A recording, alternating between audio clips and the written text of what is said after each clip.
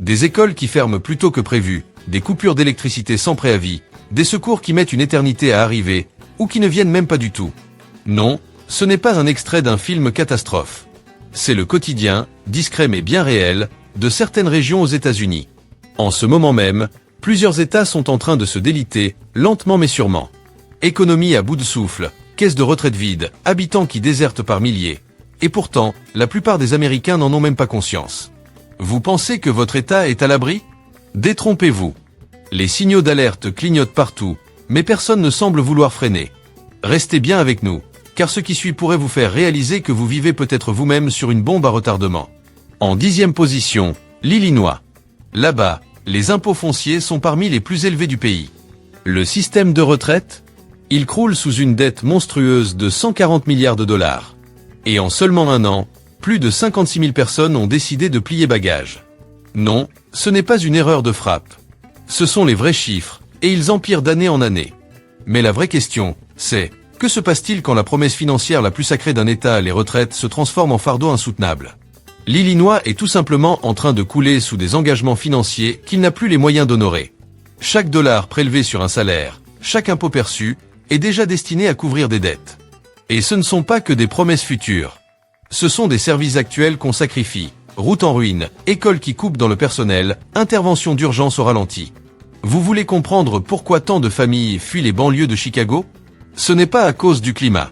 C'est à cause de cette angoisse grandissante, payer toujours plus, pour voir les choses aller de mal en pis.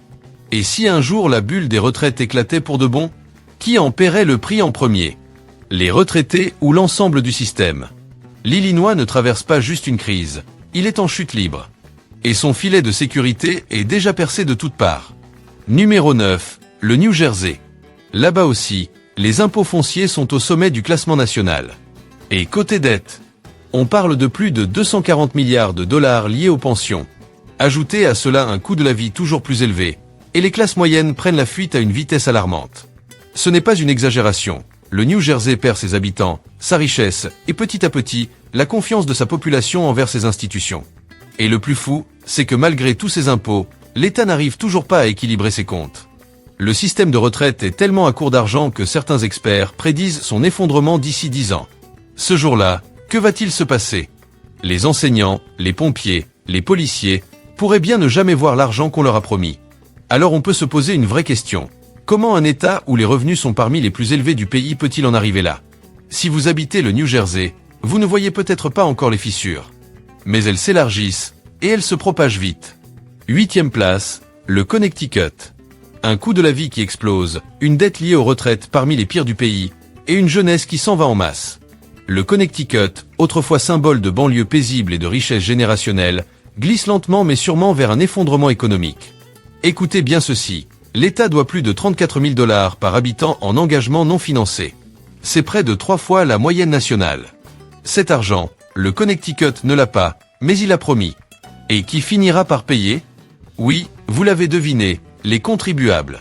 Ceux d'aujourd'hui, mais aussi ceux de demain. Autre souci majeur, la structure de l'emploi public. Plus de 60% des salariés bénéficiant d'une pension sont déjà à la retraite ou sur le point d'y arriver. Et pendant ce temps, il y a de moins en moins de jeunes pour alimenter le système. On se retrouve donc avec une pyramide inversée, une bombe à retardement. Et quand il n'y aura plus personne à taxer? C'est exactement le mur vers lequel fonce le Connecticut. Les emplois disparaissent ou migrent vers des États comme la Floride ou le Texas, bien plus accueillants sur le plan fiscal. Les salaires stagnent, l'inflation grimpe, et les habitants se demandent sérieusement pourquoi rester. Beaucoup ne se posent même plus la question. Ils partent, et ils ne regardent pas en arrière. Entre 2020 et 2024, le Connecticut s'est retrouvé presque chaque année dans le peloton de tête des États avec le plus de départs nets de population. Et ce n'est pas qu'un problème d'argent.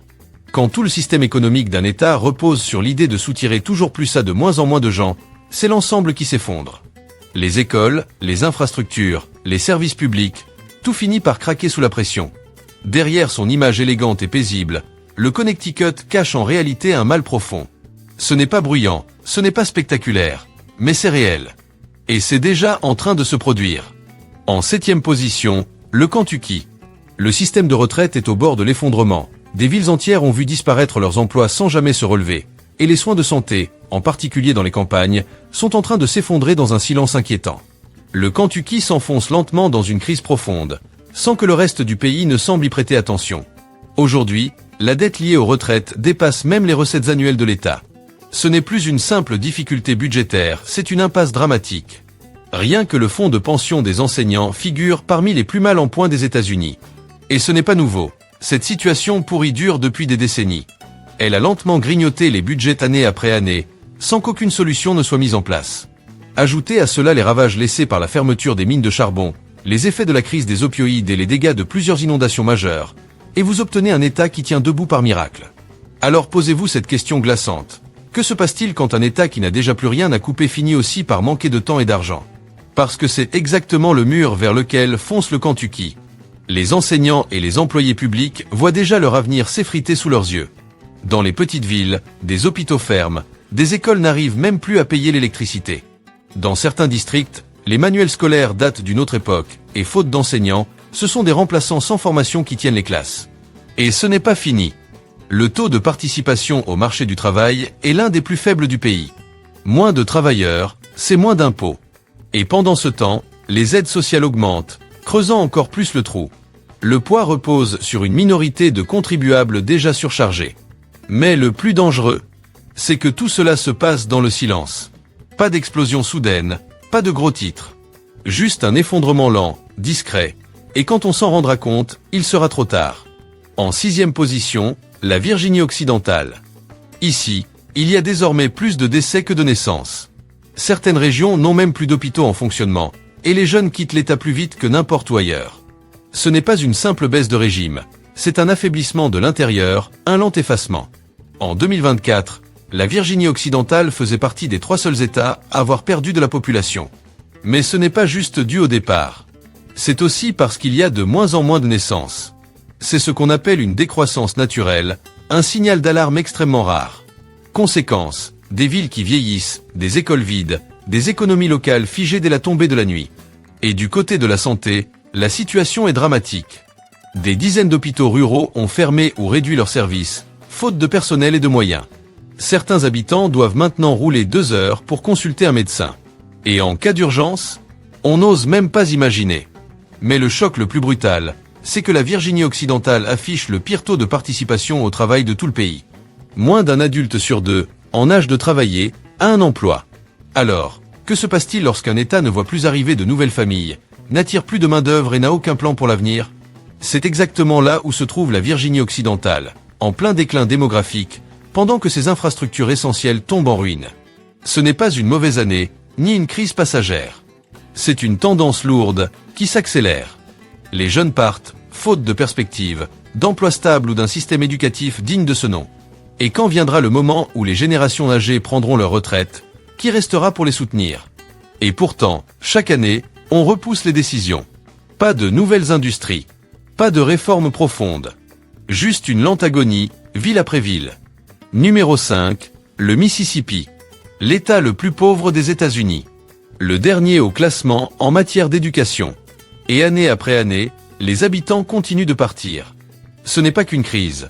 Le Mississippi vit dedans depuis des décennies. Actuellement, l'État est bon dernier pour le revenu médian des ménages. Des dizaines de milliers de familles vivent au jour le jour, ou n'ont carrément plus de revenus. Et ça se voit. Dans les campagnes, on croise des commerces fermés, des écoles à moitié vides, et des hôpitaux qui tiennent à peine debout. Dans certains comtés, il n'y a même plus de services d'urgence complets. Et ce n'est pas tout. Le système scolaire est constamment classé parmi les plus faibles du pays. Pas assez de moyens, pas assez d'enseignants, pas assez de chances pour les enfants d'échapper à la pauvreté. Alors que font les familles? Elles s'en vont. Elles quittent leurs racines, leur communauté, car rester reviendrait à renoncer à tout espoir d'avenir. Et voici la question qui devrait tous nous alarmer. Que devient un État quand les jeunes, les qualifiés, les ambitieux partent, et ne reviennent jamais? Car c'est ce qui est en train de se produire. La population du Mississippi devrait continuer à baisser pendant les 25 prochaines années. Pas par vagues soudaines, mais par une lente extinction générationnelle. Des villes qui deviennent des quartiers. Des quartiers qui se transforment en terrains vides. Et avec la population qui disparaît, les entreprises aussi s'éteignent. La base fiscale s'effondre. Et tout espoir de redressement disparaît peu à peu. Ceux qui restent sont souvent plus âgés, plus précaires, plus vulnérables. Et l'État se débat pour simplement garder les services de base en activité. Comme si ça ne suffisait pas, l'économie déjà fragile du Mississippi est particulièrement exposée aux chocs liés à l'automatisation et au climat. Les zones agricoles sont menacées par les inondations et les sécheresses, sans plan B. L'industrie, elle, s'effiloche, et aucune nouvelle activité d'envergure ne s'installe. Alors qu'est-ce qui pourrait encore empêcher cet État de sombrer complètement? Numéro 4, la Louisiane. Entre ouragans à répétition, habitants qui fuient par milliers et assurances devenues hors de prix, la Louisiane ne tient plus qu'à un fil qui s'effiloche un peu plus chaque année. Regardons les choses en face. Les catastrophes naturelles ne sont plus des événements exceptionnels ici. Elles font désormais partie du quotidien. Des régions entières sont rasées, reconstruites, puis de nouveau balayées. Et à chaque fois, un peu moins de monde revient. Mais le climat, aussi violent soit-il, n'est pas le seul coupable. L'économie en berne, les infrastructures vieillissantes et le sentiment généralisé que rien ne s'améliorera jamais poussent aussi les gens vers la sortie. Actuellement, la Louisiane fait partie des États les plus touchés par la perte de population. Des familles s'en vont, des entreprises ferment boutiques, et même les municipalités n'arrivent plus à fournir les services de base. Routes défoncées ou inondées, écoles publiques sous-financées, criminalité hors de contrôle dans certaines villes, le décor est posé. Alors une question se pose. Que se passe-t-il quand les habitants cessent de croire que leur État peut se relever? C'est exactement ce qui est en train d'arriver ici. Même dans des villes aussi emblématiques que la Nouvelle-Orléans ou Bâton Rouge, où la culture et le tourisme devraient faire vivre l'économie locale, les résidents disent avoir le sentiment de regarder leur ville se dégrader sous leurs yeux. Et il y a un autre problème, dont on parle beaucoup moins, les assurances habitation. Dans les zones à risque, elles deviennent soit inabordables, soit tout simplement inexistantes. Des familles enracinées depuis des générations se retrouvent devant un choix brutal, reconstruire encore, ou tout abandonner. À cela s'ajoutent des scandales de corruption politique, une gestion calamiteuse et une vision à court terme qui minent la confiance. Même les milliards générés par le secteur de l'énergie semblent disparaître avant d'atteindre les communautés qui en auraient le plus besoin. Résultat, un cycle sans fin. On reconstruit, on subit, et on recommence. Numéro 3, la Californie. Dette colossale, réseau électrique en déroute, et plus de 239 000 personnes qui ont quitté l'État en l'espace d'un an. La Californie ne perd pas seulement ses habitants, elle perd le contrôle de la situation. Prenons un instant pour y penser. L'État compte la population sans abri la plus importante du pays, et malgré des milliards investis pour résoudre la crise, les résultats ne suivent pas. À San Francisco ou Los Angeles, des quartiers entiers se transforment en zones de non-droit, gangrenés par la drogue et la criminalité, particulièrement après la tombée de la nuit. Et pendant ce temps-là, une bombe à retardement financier se prépare. En additionnant les retraites, les soins de santé pour les anciens employés et les engagements futurs, la dette non financée dépasse les 1500 milliards de dollars. C'est plus que le PIB de nombreux pays. Et le plus inquiétant, il n'existe aucun plan clair pour rembourser cette montagne de dettes. Alors voici la vraie question. Que se passe-t-il lorsque l'État le plus emblématique du pays devient le plus ingérable? Car c'est la pente dangereuse que la Californie semble emprunter à toute vitesse. Le coût de la vie est tout simplement étouffant. L'essence, parmi les plus chers. Le logement, inaccessible pour des millions de familles. Résultat, des foules entières déménagent vers des États comme le Texas, la Floride ou le Nevada pour fuir les lourdeurs administratives et les impôts toujours plus élevés. Même la classe moyenne, moteur historique de l'économie californienne, est poussée vers la sortie. Et ceux qui restent doivent en porter le poids. Ajoutez à cela des coupures d'électricité en plein été, des restrictions d'eau généralisées, et des incendies de forêt qui dévastent chaque année des villes entières, et vous obtenez un État dont les systèmes essentiels s'effondrent peu à peu. La Californie a toujours ses plages, ses géants de la tech et son soleil. Mais derrière cette image dorée, se cache un signal d'alerte. Aucun État, aussi puissant soit-il, n'est à l'abri de la chute. Et ici, les avertissements ne sont pas subtils, ils clignotent en rouge vif. Numéro 2, l'État de New York. Plus de 120 000 habitants partis en un an, un coût de la vie qui explose, et des impôts parmi les plus élevés du pays. New York ne perd pas que des gens, il perd sa stabilité. Soyons honnêtes, New York City est devenue presque inhabitable pour une famille ordinaire. Les loyers battent des records mois après mois. Le prix des courses s'envole. Et pour les petits entrepreneurs, naviguer entre les règlements, les taxes et les frais divers relèvent de la survie. Et voici ce qui est difficile à avaler. Malgré l'argent qui afflue depuis Wall Street et les très hauts revenus, l'État doit encore combler d'énormes déficits budgétaires. Les dettes liées aux retraites explosent, pendant que les services actuels se dégradent. Les écoles manquent de financement, les transports publics deviennent de moins en moins fiables, et certains quartiers voient la criminalité revenir à des niveaux qu'on n'avait plus vus depuis des décennies. Alors comment l'un des États les plus riches du pays peut-il se retrouver au bord du gouffre? La réponse est dans le déséquilibre. Les ultra-riches vivent dans des pentouzes, puis s'installent en Floride pour profiter d'un système fiscal plus clément. Et pendant ce temps, c'est la classe moyenne qui paie pour un système en ruine. Beaucoup disent stop. Ils quittent l'État à la recherche d'un avenir plus stable et moins coûteux. De Buffalo à Brooklyn, des familles s'en vont, les entreprises ferment, et certains quartiers se vident peu à peu. Et ce n'est pas tout. Les effectifs de l'administration sont massifs, les infrastructures tombent en ruine, et la crise des sans-abri s'aggrave. Il suffirait d'un choc économique de plus, d'une nouvelle baisse des revenus, pour provoquer un effet domino destructeur.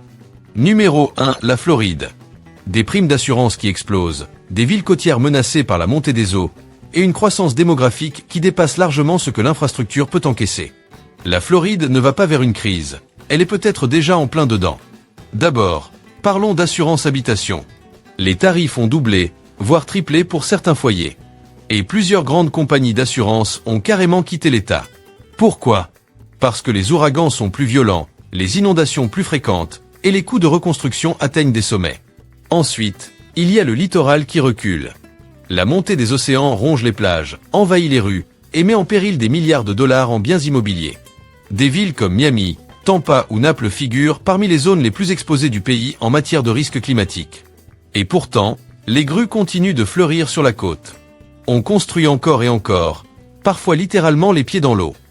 Mais malgré tous ces risques, la Floride continue de construire, parfois à quelques pas de l'eau. On dirait que l'État refuse de voir la réalité. La mer monte, les tempêtes s'intensifient, et les maisons s'effondrent parfois aussi vite qu'elles ont été bâties.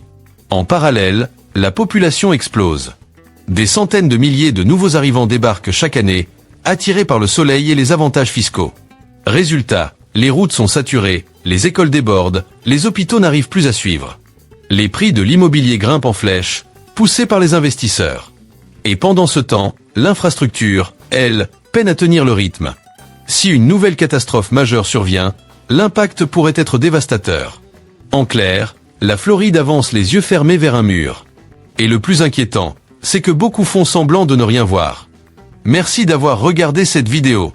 N'oubliez pas de vous abonner à la chaîne, de j'aimer, de partager et de commenter vos pensées dans les commentaires. Si ce genre de vidéo vous plaît, vous êtes au bon endroit. Profitez de l'opportunité d'explorer le monde à travers mes vidéos, j'en ai plein d'autres à vous proposer. Merci encore et à la prochaine.